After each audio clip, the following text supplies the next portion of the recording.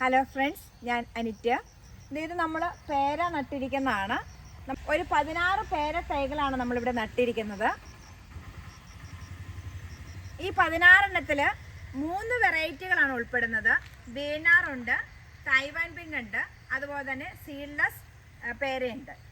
ഏകദേശം ഒരു 5 മാസമാണ് ഈ പേരയ്ക്ക് പ്രായമായിട്ടുള്ളൂ. പക്ഷേ ഇതിനകത്ത് മിക്കതും തന്നെ കായ്ച്ചു. 2 പേര ഒഴിച്ച് ബാക്കി എല്ലാത്തിനകത്തും പേരയ്ക്ക് ഉണ്ടായി. അങ്ങനെ ചിലത് വീണാറാണ്, ചിലത് തൈവാൻ പിങ്കാണ്. ഇത് നോക്കിക്കേ, ഇത് കണ്ടോ? നമുക്കൊരെണ്ണം പറിച്ച് നോക്കാം. മൂടി ഇട്ടേക്കുമായിരുന്നു. ഇതൊരു തൈവാൻ പിങ്കാണ്.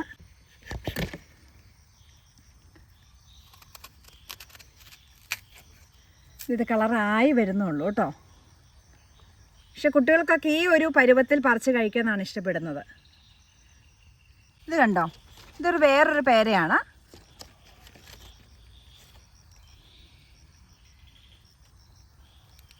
ഇതെല്ലാം നമുക്ക് ഇനി ചെയ്യേണ്ടത് പ്രൂൺ ചെയ്യുക എന്ന് പറയും.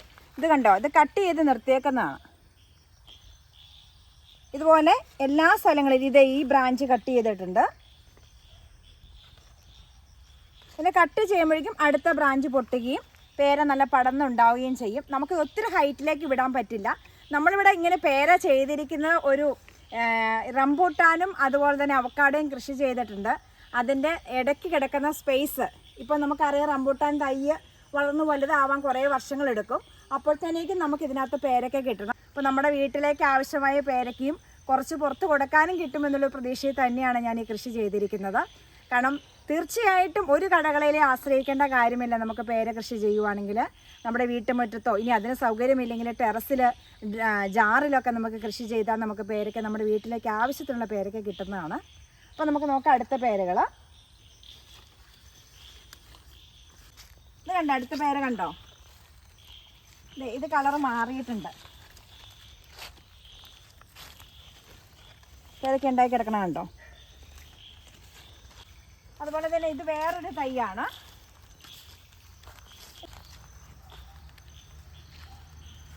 ഇതും തൈവാൻ പിങ്ക്. ഇത് അടുത്ത പേര. ഇതിങ്ങനെ പടർന്ന് പോയി. നമുക്കൊന്ന് മുറിച്ച് നോക്കാം. കേടുണ്ട്, നമുക്കൊന്ന് മുറിച്ച് നോക്കാം. ഏതായാലും പറിച്ച് നോക്കാം. രണ്ടിനൊരു ചെറിയ കേട് പറ്റിയിട്ടുണ്ട്. ഇതിൻ്റെ അകത്ത് വലിയ കളറായോ? ഇത് വീനാറാണ്. അതുപോലെ തന്നെ അടുത്ത പേരയാണ്. നോക്കിക്കേ, ഇത്രയും പേരൊക്കെ ഉണ്ടായിട്ടുണ്ട്. ഇതിനകത്ത് നമ്മൾ ജൈവവളം മാത്രമാണ് ഇട്ട് കൊടുക്കുന്നുള്ളൂ. അപ്പം നമ്മുടെയൊക്കെ വീടുകളിൽ നട്ടു വളർത്തേണ്ട ഒരു ഫ്രൂട്ട്സ് പ്ലാന്റ് തന്നെയാണ് പേര എന്ന് പറയുന്നത്. അപ്പോൾ പറമ്പിലെ സ്ഥലമില്ലെങ്കിൽ, വീട്ടുമുറ്റത്ത് സ്ഥലമില്ലെങ്കിൽ, ജാറിലൊക്കെ ടെറസിലാണെങ്കിൽ പോലും കൃഷി ചെയ്യുക. നമ്മുടെ വീട്ടിലേക്ക് ആവശ്യത്തിനുള്ള പേരയ്ക്ക നമുക്ക് കിട്ടും. അപ്പോൾ നമ്മൾ ഈ പേര നട്ടപ്പോൾ അടിവളമായിട്ട് കൊടുത്തത് ഉണക്ക ചാണകപ്പൊടിയും അല്പം സൂപ്പർ മീലും മാത്രമാണ് കൊടുത്തത്.